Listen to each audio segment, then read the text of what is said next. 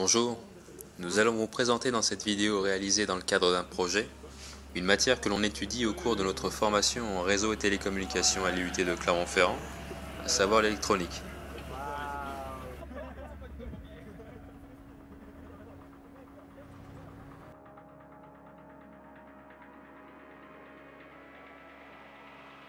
Par ailleurs, il faut savoir que dans le bâtiment de notre département réseau et télécommunications, nous avons à notre disposition 2 salles entièrement équipées pour réaliser nos travaux pratiques en électronique dans de bonnes conditions.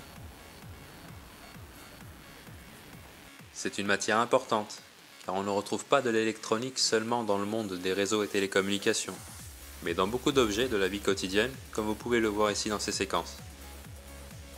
Et c'est dans ces mêmes objets, avec de l'électronique embarquée, que nous retrouvons un composant très répandu.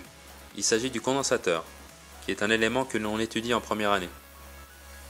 Un condensateur est un composant électronique constitué de 2 armatures conductrices appelées électrodes.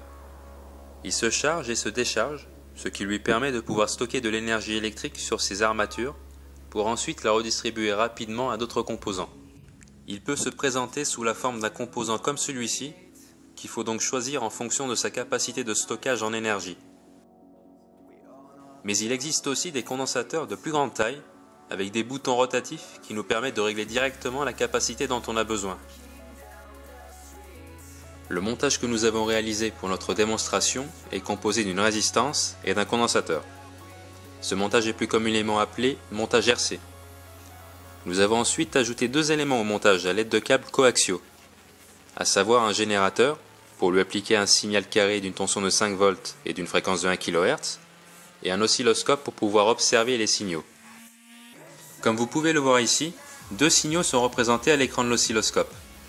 Le premier signal en jaune correspond à celui qui provient directement du générateur, et le deuxième, en violet, quant à lui, correspond au signal qui transite dans le montage RC.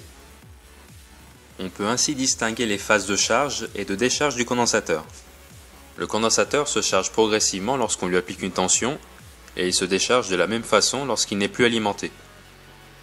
La réserve d'énergie électrique provenant du condensateur est primordiale dans beaucoup d'appareils électroniques, car elle permet de lisser les variations de tension qui sont néfastes pour les composants. Les condensateurs présents par exemple dans cet écran d'information permettent ainsi d'augmenter la durée de vie des LED d'affichage.